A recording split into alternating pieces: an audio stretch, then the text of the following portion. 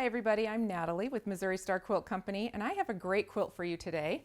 I'm calling it Moonlight Cafe, and it just reminded me of like the little placemat you'd see at a cafe. It kind of has that little gingham effect, but I love the way that the colors come together and you're combining this pink and blue to make this really beautiful purple. It's Nocturne, the color of the year, and I think you're gonna love it. The blocks are enormous, so this quilt goes together really fast. So let's get started.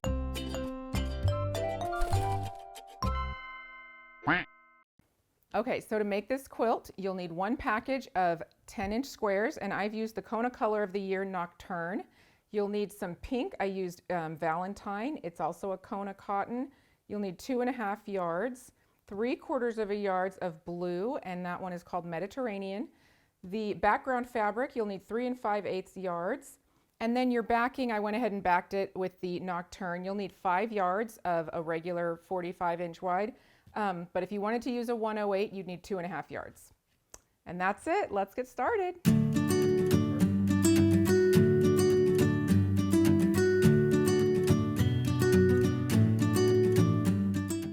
All right, so let's get started. So first thing I'm going to do is grab my 10-inch squares of the Nocturne, and you can stack up several, but we're going to cut these into 5-inch squares. I typically don't stack up more than 4. But if you've got a good 60 mil, you could probably do 6 at a time and get away with it. No worries. So I like to get this stuff kind of cut ahead of time because these blocks go together so quick that if you just have all your little stacks of your colors, you can really sit at the machine and chain piece a lot, make quick progress. So most everything is going to be 5 inches. So I'm going to cut, I've already cut 5-inch strip off of my pink. I'll do 2 5-inch strips off of the blue. And then from my white, I'm going to cut another 5-inch strip, and then a 3-inch and a 2.5. And you'll see why in just a minute. So this one we're going to subcut into 5-inch squares, cutting off my selvage there. And then I'm just going to stack these up.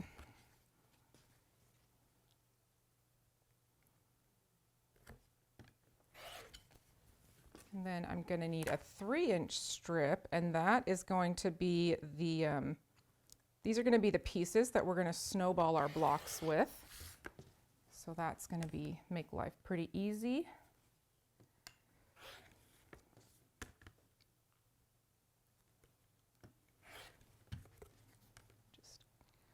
Cut the whole strip as you go.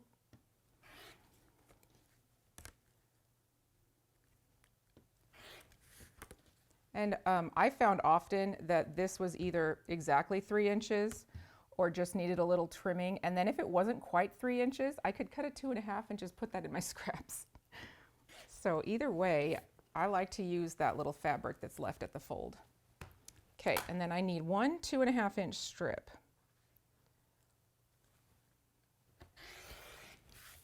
All right, so I'm going to cut this 2.5-inch strip down into 2.5-inch squares.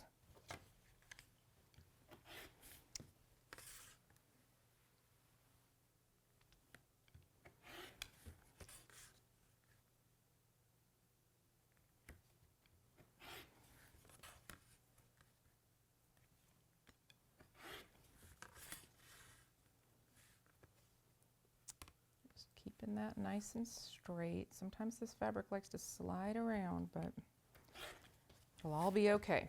All right, so we're going to set those aside. Oh, and I need one more 5-inch strip of white. Almost forgot. Let me get that. We're going to leave this one whole. And then what we're going to do is we are going to stitch a blue strip to a white background strip.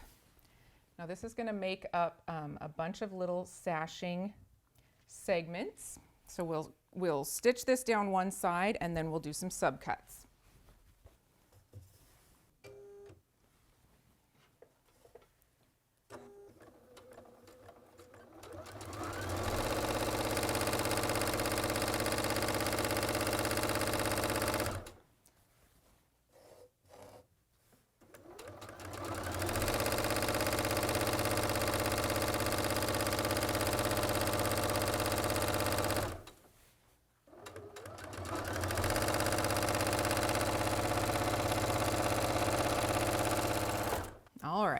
So sometimes your fabrics are a little bit different length, and that's okay. We're just gonna go ahead and press this back.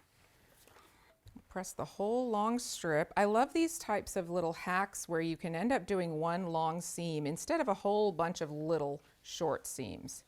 It saves so much time, and I think in some ways can make it a little bit more accurate.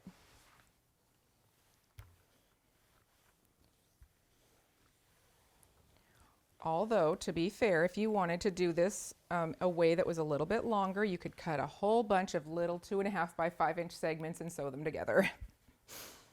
But I think this will save you some time. It gets a lot of work done in a very, very short time.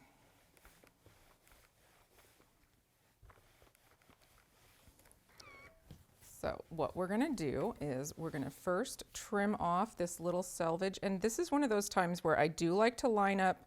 I like to use my mat and my ruler to make sure that everything is gonna stay straight. You don't want your seam in the middle to get a little crooked because then it just makes things kind of wonky. So I'm gonna trim my selvage first. I'm going to try and keep this lined up, and that way I can look at the lines on the mat and the ruler, and it just gives me an extra measure of protection. All right, so we're cutting these into 2.5 inch segments. And I always check to make sure that this seam line stays straight, as well as the lines top to bottom with the strip set. So we'll just cut a bunch of these. You'll need 4 for each block.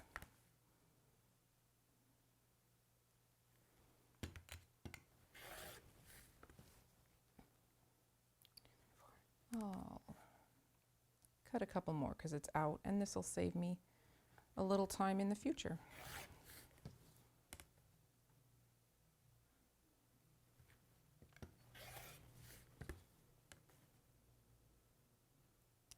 You should just need 1 strip and then a bit of the next strip set.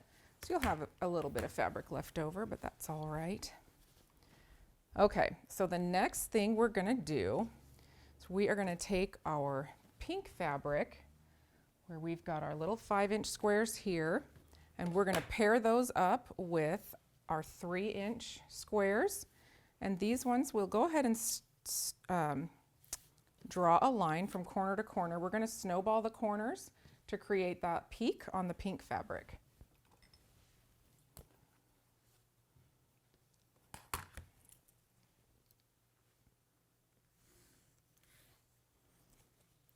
Now, if you've got diagonal seam tape or a laser or some other way that you want to eyeball it from corner to corner, that is totally fine. We'll do one side and then we'll do the other. It's a stitch and flip and then press.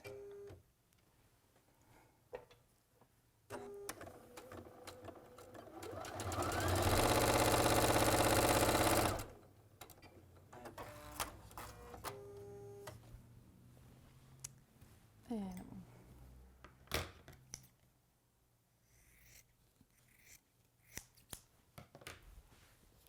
press that back because we want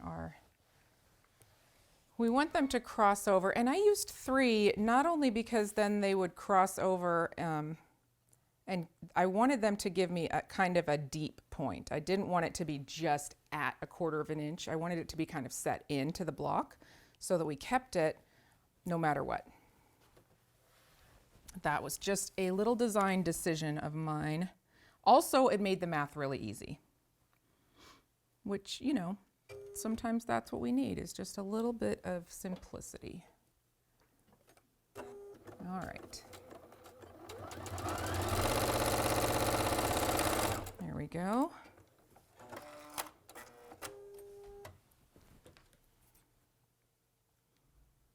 Trim that off and press it back. And I think we have all of the components we need to make this block. So I've made a few more of these. So now we've got to go ahead and lay it out. Let me move that. What we have is a background in the corner, and then our strip set here. One more of these. These are nice big blocks, so you're going to get a big quilt really fast. All right, so now we've got our pink one, and then our color of the year here is going to make up this inside. What I was trying to achieve was I thought that it would look really cool if I could make it look like if the pink and blue were transparent pieces of glass or acrylic and you put them on top of each other, then we would make this really beautiful shade of purple. So that was what I was going for, and hopefully it worked out. I think it looks pretty good. All right, we've got blue, and then one of our little 2.5-inch squares goes right here in the middle. Another blue strip set. You can see how very, very big it is. Purples. Nocturne. Can't just call it purple. It's a special purple. All right. Pink here and here. And white in the corners. There we go. Oh, I need to make one more of these. I'll put this one in just so that, you know, we're almost there and we have one piece left. Hold, please. So there we have it. Now I'm going to go ahead and stitch this together row by row, and I'll probably chain piece this side and then this side. And we'll just chain piece the whole thing. So it's going to take just a little bit. I'm going to just get started. It's going to be great. Goes together. 5-inch squares, I mean, doesn't get much easier.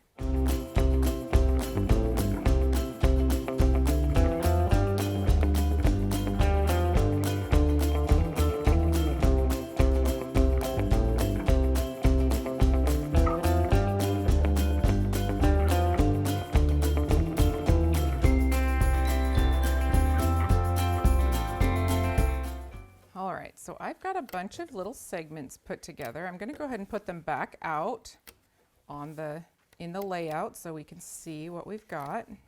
So we have this one here, and that one, and this one. Helps me keep it together. And then we can join it to the pre-made little sashing strip sets.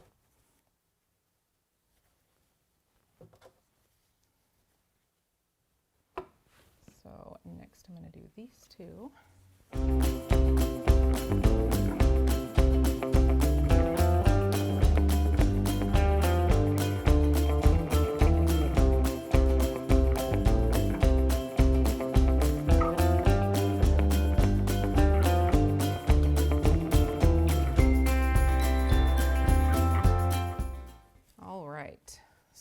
These little corner segments. They kind of look like little hearts. That's cute. We're going to go ahead and stitch this here, and we'll add this one, and we'll do these just like that in that order.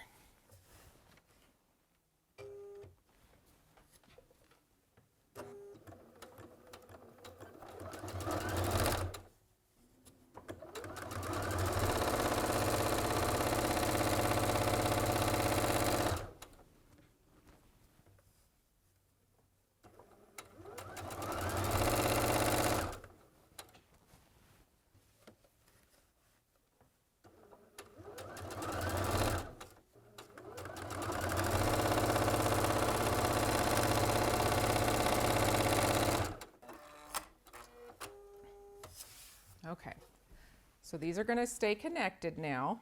Oops, there we go. You can lay it back out and take a look if you need to. And then we're going to add this one here, this one, oops, to this piece. And then this piece is going to join this section, just like so. So I'm going to leave these here and just take my first set, and then I'll grab those as I go along. So So we're chain piecing this block together.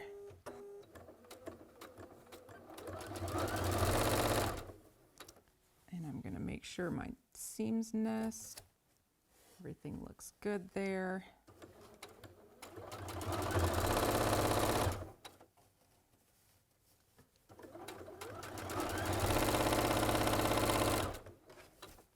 Now I'm at the next one here, so I'm going to add my sashing strip so that that little cornerstone stays right in the middle, and we've got our blues to the center.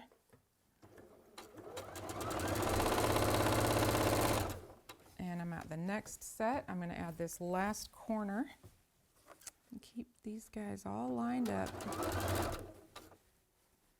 I find that it helps my accuracy a bit when I do this,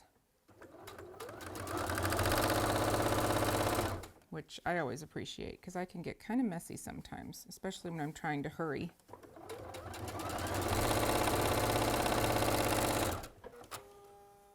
Okay, so let me show you how this looks now. We've got this top, and now we're just adding this middle sashing. So I'm going to flip this down and stitch that. 2 more seams, and then we get to press it. You want to make sure and keep that other piece of fabric well out of the way so you don't accidentally stitch it into your seam. We've got nice, good little points for nesting so that everything stays really square.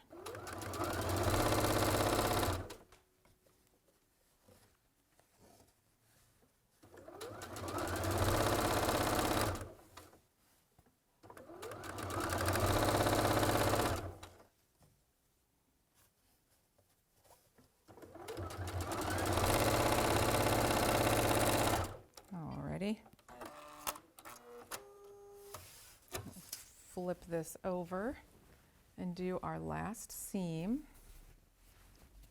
There we go. It's going to go together really well.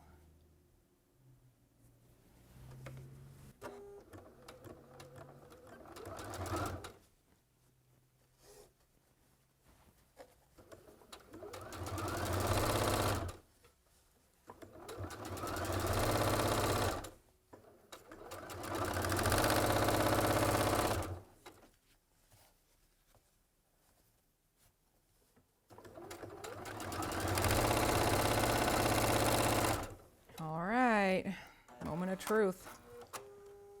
Take it over and press it. Now I do like to press this top part while it's down, just to kind of tell these seams where to go. We want you to face in. It's kind of like setting the seam, but not exactly. It works. It makes my seams lay a lot flatter when I do that first. It's like a little pre-press. And I just love how this block turned out. I think it would be really fun in lots of different colors. This is sort of a red and yellow makes orange, and blue and yellow makes green. You know, you could kind of do lots of different combinations of color, and it would be just so, they're so stunning. I'm gonna flip this back and try to tell these guys where to go to. Nope, this one got a little twist in it, and that's okay. 1 out of however many seams that was is not bad. I'll take it.